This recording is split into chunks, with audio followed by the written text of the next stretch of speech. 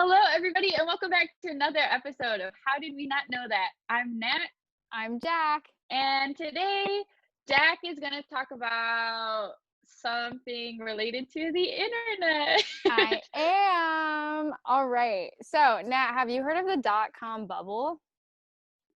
Yeah, I have, but I really could not tell you what it was. That's okay. Do you kind of know what time frame it was? I guess it's the emergence of dot-coms, so that could give something Yeah, away. so the late 90s, Yeah. mid 90s, yeah, Yeah, somewhere mid around. to late 90s. Well, it's like mid 90s. But yeah, it's basically, we'll see how long this episode actually goes because it's kind of self-explanatory. There was a dot-com bubble, which a bubble is a stock market term, which I will explain later. But basically, all of these companies were emerging and a lot of people were investing in these companies because they had that buzzword of internet in them. And eventually those companies started to fail because everything was overvaluated and we had a market crash. So I'm just gonna kind of try to explain how that bubble emerged, why it crashed, and then how there are some parallels to companies that we see today as well. Interesting. All right, I'm excited. Yeah, so I'm gonna start out by asking you, what is the internet and how does it work? Oh Like my God. morning questions to start your day. Oh boy. Okay, this is probably like such a easy question. What is the internet? The internet is the World Wide Web, and Okay. it's got all this information on it. And how does it work? I really, bro, I really could not tell you. This is not my strong No, suit. you're totally fine. I think 2 years into my computer science degree, and I would still be like, "Yeah, how does the internet work? What is that?" So don't even worry about it. It's not common knowledge to just process how technology came about. But I will give you a brief lesson. So the internet it wasn't created by one specific person. It's created with the collaboration of a dozen different scientists, programmers, and engineers who worked to develop smaller technologies, which then came together to form the internet. The first workable prototype of the internet came in October of 1969 with the creation of ARPANET. And ARPANET stands for the Advanced Research Projects Agency Network. And that was a network that was funded by the United States Department of Defense. So a fun fact is actually our armies and our militaries and our Department of Defense will always have the most up-to-date technology because that's most of the technology that we develop, as you saw with the space race, comes out of a need to defend ourselves, which is unfortunate, but it's true that really, if you feel like you're going to die without this technology, it really motivates you to start working. So Dude, they'll always have the newest and shiniest of technology in there. And I remember during one of my internships, I had a manager who was a little older than us, and she talked about what it was like to have the first personal computer in the 80s because the military people had it first. So she got to be a part of that test wave. wow, that's so Um, interesting. yeah, it's really cool. So if you are interested in tech, maybe join the military, do some Yeah. service for a bit. But yeah, so then the internet in layman's terms is basically just a large network of nodes. So a nodule is just like one point, right? And a node could be a computer or a phone, anything that's connected to the internet, it's a node. So that all connects to each other and that's what we form the internet through. And Okay. yeah, Yeah. if you get lost, just let me know and I'll try to explain it again. But yeah, it's just each node is talking to each other. That's it. So I'll send you data and you send me data back and that's it. And it's just a bunch of these little nodes sending data to each other. Oh, okay. Yeah. And that whole network is called the internet. Gotcha. Okay. Yeah, so it's just a huge exchange of data. And in 1969, ARPANET delivered its first message, which was node to node communication from one computer to another, which was at the time, personal computers didn't arise till the 1980s. So in 1969, computers were still about the size of a small house. And Oh my God. yeah, so the first two well, not the first two computers, but the computers that did the first like internet connection were based in a research lab in UCLA and then another research lab at Stanford. And the message was just one word, it was login. And even that message was a bit too long. They only got the first two letters of that, so LO, but that counts, right? Oh my gosh. Yeah. So the World Wide Web was actually started in 1989, and that was invented by Tim Berners-Lee, and it was just made for scientists in universities and institutions around the world. The World Wide Web is actually just the most popular platform for accessing data and information sharing through hyperlinks and browsers. But yeah, there are a few different transfer protocol servers that existed before that. Let me know Okay. if I'm losing you. I feel like that's like so complex. I'm following you. Okay. Okay, cool. Um, Yeah. yeah, and a transfer protocol is just if we're going to transfer something and we follow a protocol, a set of rules. So that's how we're going to exchange data is this transfer protocol. So that's like how you exchange data between the nodes or like all the computers, phones, just that's Exactly. They have to follow a specific protocol. is it like when you say like a specific protocol, is it almost like I'm like trying to relate it like to coding. Is it like the same like language or like is that am I completely off? Yeah, so you're getting there. There's like yeah, it is the same language. You can use different languages. It's more in regards to, I hope I'm doing this right. This is like I'm pulling from my networks class that I took junior year. There are transfer protocols that regard how you switch packets. And packets are like your piece of data. So if we, let's say we're both trying to send an email to the same person and we follow a specific transfer protocol. So it's whoever sent the message first, that one is going to get delivered before my message. Whereas if we sent them at the same time, what happens when we both send it at the same time? Then like, is it going to be a block? Does the person receiving it not get any? Like who gets to send their message first? Oh, Yeah, so that's like transfer protocols is like the rules that you're going to follow when you send data. okay, that makes sense. Yeah. Okay. Yeah, I hope I'm doing this right. If any like No, you're doing obnoxious people like come for me, it's just like email or tweet us. I will change what I'm saying if it's not exactly correct. no, you're doing a great job so far.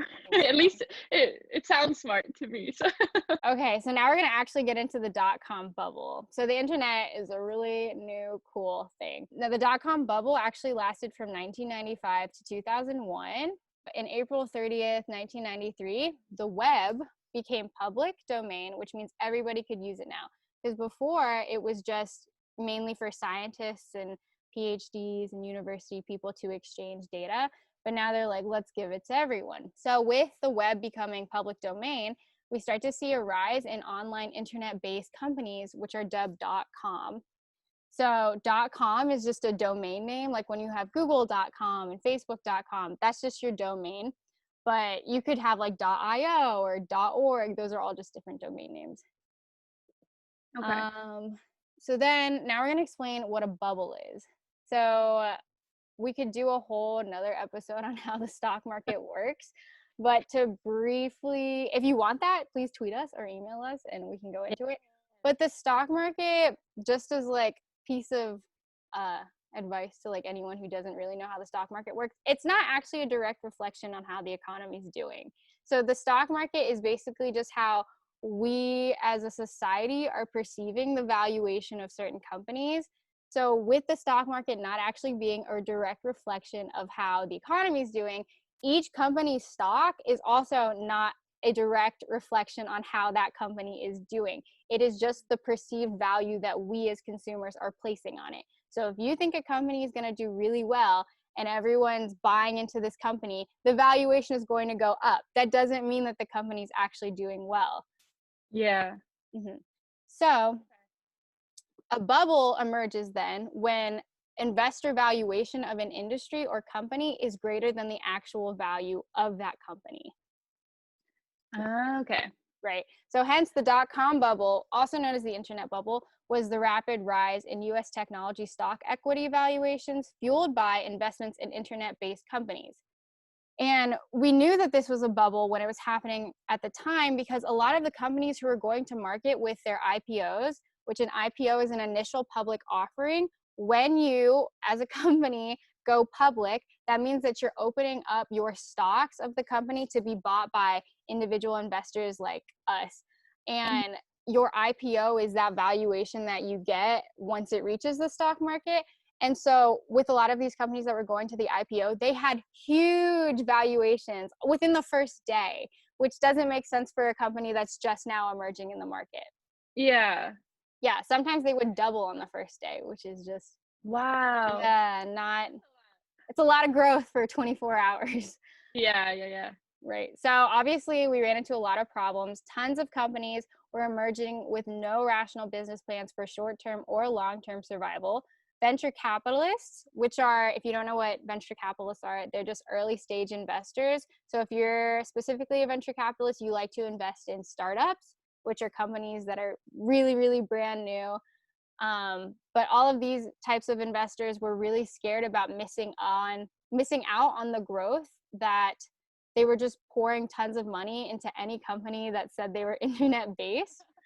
Yeah. Well, yeah, I mean, that makes sense because, like, okay, so it's like this new technology, like, that has only been used by academics, scientists, people in the military. And so for regular people, like, they probably don't understand the technology. Even in 2020, I still could not tell you what the internet was. So, like, I'm sure, like, people, it's like lack of understanding of the technology and also just like this huge revolution. Like, I take it for granted because I'm like young and I've had the internet my whole life growing up. But I can't imagine what it'd be like without the internet, and suddenly you have the whole world's accumulation of information like at your fingertips. So I can't even imagine like how revolutionary and like life changing that must be. And so obviously, yeah, everyone's freaking out. And I think the whole lack of understanding of what the technology behind it probably did really hurt when you're saying like they're just investing money wherever. It like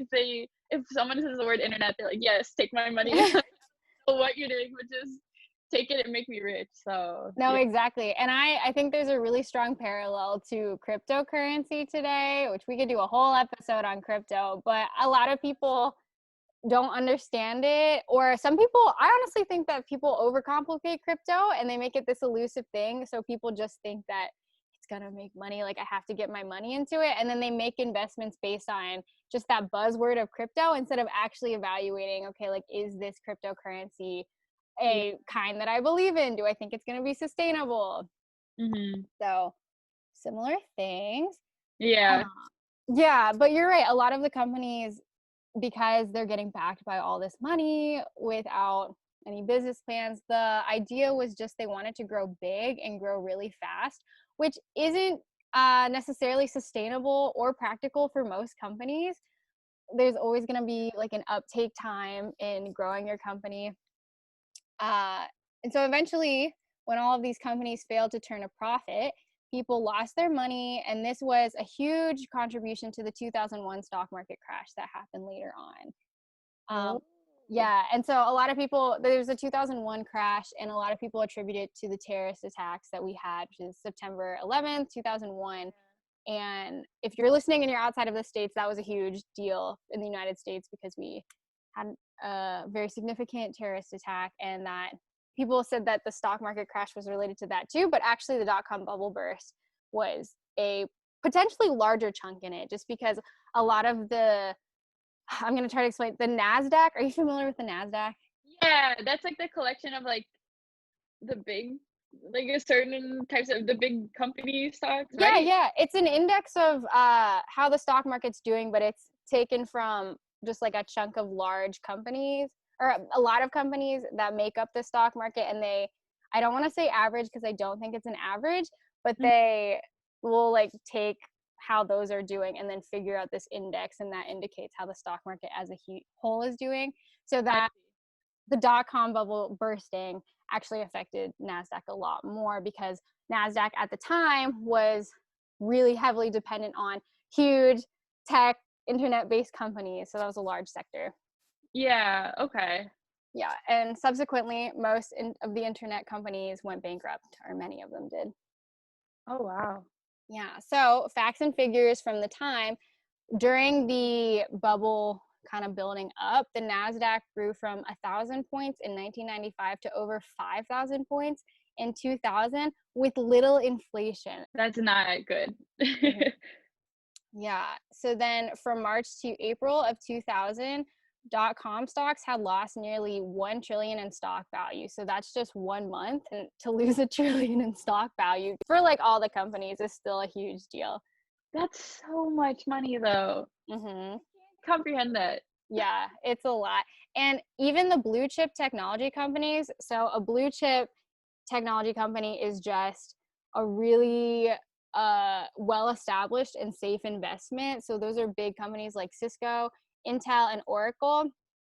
So those are supposed to be really stable if you put your money there. They've been established. Those still lost more than 80% of their value upon the burst. 80%? Mhm.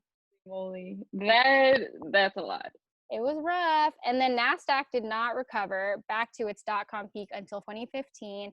And the total number of job losses from the .com bubble burst was 415,000, which today, since we're at like 40 million, it doesn't seem like that much, but I'm sure at the time it was a lot.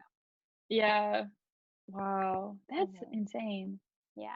But some companies did survive. So can you take a guess as to what they were? Think about the biggest, most richest person that exists today. Oh. Oh, Bill Gates, Microsoft, right? No. So actually, Bill Gates is part of the PC era because, he makes personal computers, right? And that was like in the 80s. Think Wait, richer than Bill Gates. Yeah, Amazon Bezos. the wait, Amazon is whoa, whoa, whoa. Yeah, Amazon's huge. Amazon, upon their initial IPO, trading at 7, at the peak of the .com bubble, they were trading at $100 per share. And which is a lot, but today Amazon trades for over 2,000. $7. Oh my god. Yeah, Yeah. that's so crazy to think about. In my head, I'm like, Amazon, okay, for me personally, Amazon hasn't become relevant like into like the past like 5 or 6 years, but wow, they've been all well, yeah, they've been here for a while. That's Hmm. He's been trucking along. I think too, we'll go into this, but some of the good things that came out of the .com bubble were it did inspire a lot of entrepreneurship because it's like this new technology. It's really when you start internet-based companies, they still talk about this all the time, like e-commerce. But doing that, you can really there's not a ton of like money that you have to put into upfront to start those companies. So everyone likes to jump on that, and that type of entrepreneurship hadn't really been seen since before the Great Depression. So wow. it inspired a lot of new young entrepreneurs, so much so that by the spring of 1999, there was a survey done by Vanguard, and it said that 1 in 12 Americans were in some stage of a founding business. Oh my gosh, Mhm. really? Yeah, like involved in some way, whether they're an investor, whether they're trying to build their own, whether they were like doing marketing for one, you just like you have your hand in something. Yeah. And then I have a cute video, a cute video that CNBC posted from interviewing Jeff Bezos during the .com bubble era, and I'll send it to you after this. We can also link it in our show notes or check it out. It'll be like in the description and on our YouTube video. Twitter too. Follow us on Twitter. Oh yeah, I'll tweet it as well. I really admired it. I know that Jeff Bezos is a very polarizing character these days, but I think this is also my 2 cents as just like a college student in STEM, but even the interviewer in it talks about, oh, but like you have to put money into your company to make it run. That's a lot of cost. And the internet, this and the internet, that. And Jeff Bezos literally says like internet schminternet at one point in the video. But he was like, the point of a company is that you're making like a good service for consumers, and that's how you have a good company. So he's like, maybe the internet's a part of that, but at the end of the day, it's about good customer service. Being like an engineer in Silicon Valley right now, I really like seeing that because even today, a lot of people want to follow the hype, but at the end of the day, businesses that work don't have to be followed by the internet or have to have like the most emerging technologies. Like you see all the different types of businesses on Shark Tank that get distributed. You know, making a good product is making a good product, and you're solving a problem. And that's ultimately the types of companies that I think will succeed. Yeah, no, that's a good point. It's like it's all about the foundation of the company. It doesn't matter how many flashy words you have. Like, yeah, there has to be a good balance between like technology, but it's not going to succeed unless you have a good business. So, Exactly. The big takeaway from that is that bubbles are always going to naturally arise with the emergence of new technology, and the best investments aren't always the most popular. So you can see similar trends today too with things like artificial intelligence and machine learning. Those are huge buzzwords.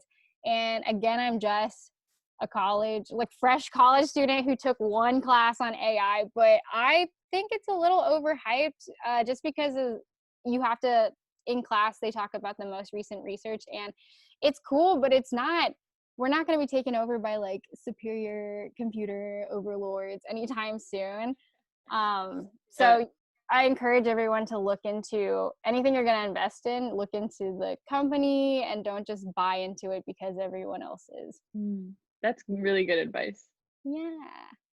But Yeah. that's it. That's the dot-com bubble. Wow, that's really interesting. At first, I was like, "Wow, how did I not know this? Like, how come we don't learn about it?" Well, like, first of all, I was like 3 at the time, so like, and yeah, I like as I said, technology and stocks are not really my forte. But like once you explain it, I'm like, okay, this isn't really that confusing. Like, I don't know. I feel like it's pretty easy to understand once you take the time to learn about it. But I don't know. It always kind of seems scary. Also, like one thing, because of course I always got the international mindset, right? I'm like, okay, with the emergence of the internet and like all these tech companies too, I'm sure it also just changed like the composition of like how we create businesses and then like management within businesses, because like you're talking about how there's technology being developed all over the world. And so I'm sure like at this time, like obviously like there's been like international multinational like corporations before this, but especially with the internet and all these tiny little technologies, like you have all these companies that are investing in overseas technology and working with engineers and entrepreneurs overseas. So I'm like curious to see like how that impacted our stock market too, and like the global stock market. I don't know, I just think it's like it must have been such a revolutionary time period, all this new technology and then like all this multinational cooperation as well. So it just must have been a wild time. People are talking about how Alibaba, you're familiar with that company? It's like a Yeah. similar business setup to Amazon, where you can kind of just buy everything. I will say that I have used Alibaba before, and that camera recognition is amazing. Like that technology is great. Have you used it? No, but what was it? Is that what you were using? What was when we were in China together? What was the like delivery? Taobao. Yeah, Ah, Taobao. that's what I'm thinking about. Right. So hopefully Okay. I'm not remembering this incorrectly, but Alibaba is like the parent company of Taobao. And Taobao, you just take a picture of something and then exactly what you want shows up. It's fantastic. Um, but with that, a lot of people say that, oh, a lot of people are just investing in it because it's overhyped and buzzed. So yeah, just do your research. If you think it's a good company, put your money towards it. If you don't think it's a good company, don't put your money towards it. It's good advice that people should remember. And yeah. Yeah, thanks so much for sharing all this. This was really interesting. Like I need to like look more into the stock market. It's once you explain it, and also just like computer science in general. Like the word computer science is so scary to me, but you did a good job of explaining it. And yeah, Thank I would like to you. hear more about this in future episode. So Thank you. yeah, for those of you would also like Jack to cover certain topics, let us know. A lot of people, if I say like, oh, I majored in computer science, people are like, so smart. Not really, guys. Like it's the same as learning any other subject, and you just got to break it down. And if you're interested in trying to get better at understanding like investments, the economy, things like that, I think a lot of people like to make it more scary than it actually is. Everyone has the ability to learn about it and empower yourselves and invest in things and build things and learn how to code. You are just as able to do that as anyone else. So we can definitely talk more about that. That's so true. That's a good point to make. Thanks for sharing that, Jack. And yeah, let's all get rich together. Let's all make good